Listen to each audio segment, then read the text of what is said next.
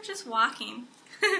Didn't really think about it's one of the biggest mountains in the world, and we're going up. I think I'll go home and mull this over before I cram it down my throat. At long last it's crashed. I've been backpacking a lot. I'm an outdoorsy kind of girl. We trekked up flights and flights of stairs that I thought would never end. Break the mattress off the floor.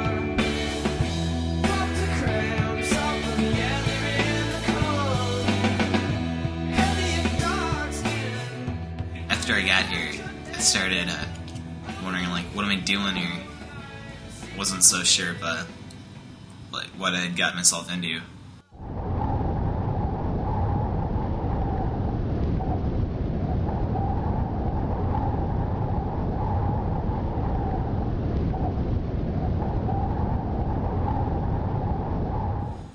What I didn't know was the billions of steps that we'd be walking up, and it's like 30 degrees.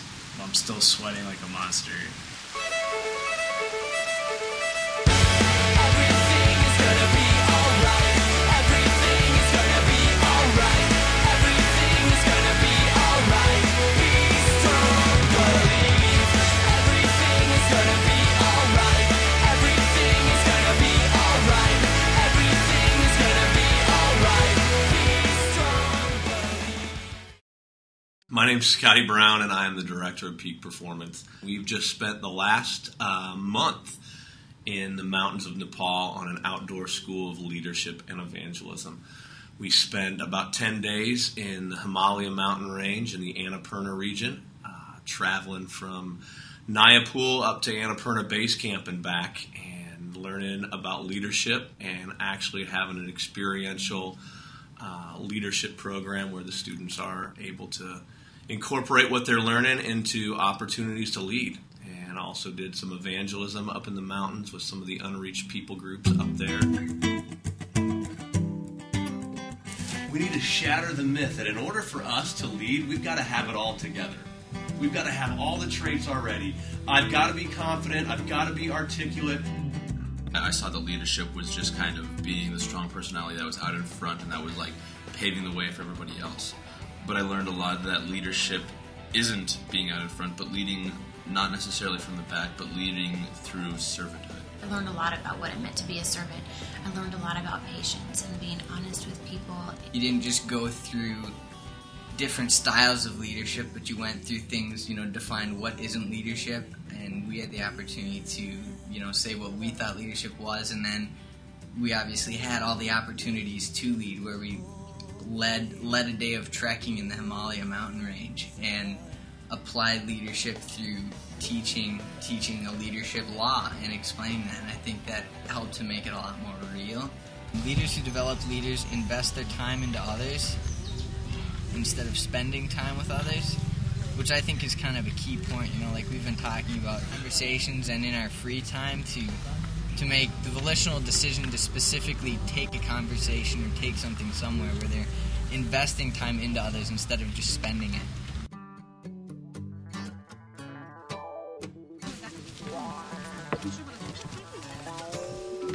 I believe the foundation of effective evangelism is building relationships and really showing people Christ's love. It makes me want to come back and spend a length of time on the mission field developing those relationships and really investing in those people. The definitions, our perceptions are just challenged as to defining evangelism and what specifically that is. As we started working through it and understanding more of a definition of evangelism, is just bringing somebody a little closer to the realization of who God is. And in their life, you start to begin to see how evangelism really is something that you are always doing and constantly doing, because everything you do has the potential to bring someone one step closer to Jesus. One of the ministries that we visited during our time in Nepal was a woman called Santa. Santa is an amazing woman of God, and she's a very little woman of God with a very big heart. He just came to our house.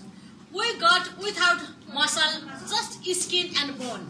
Santa was this amazing lady who rescued these girls from brothels and created an environment where they could easily and safely get back to that normal life. It's not her choice, They're pushing for her. Like this case, it's many cases like this is her in our country. Like, it really breaks her heart to see these girls suffer so much. She wants to give these people hope.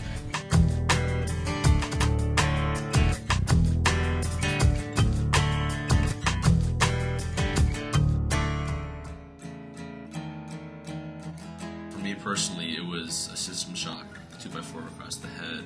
Seeing what this illness had done to these people and what everyone else had done to these people was it was like nothing I'd ever seen before.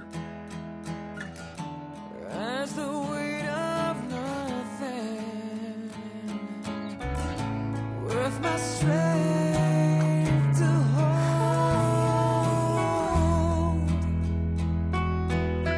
There's no pain so cutting.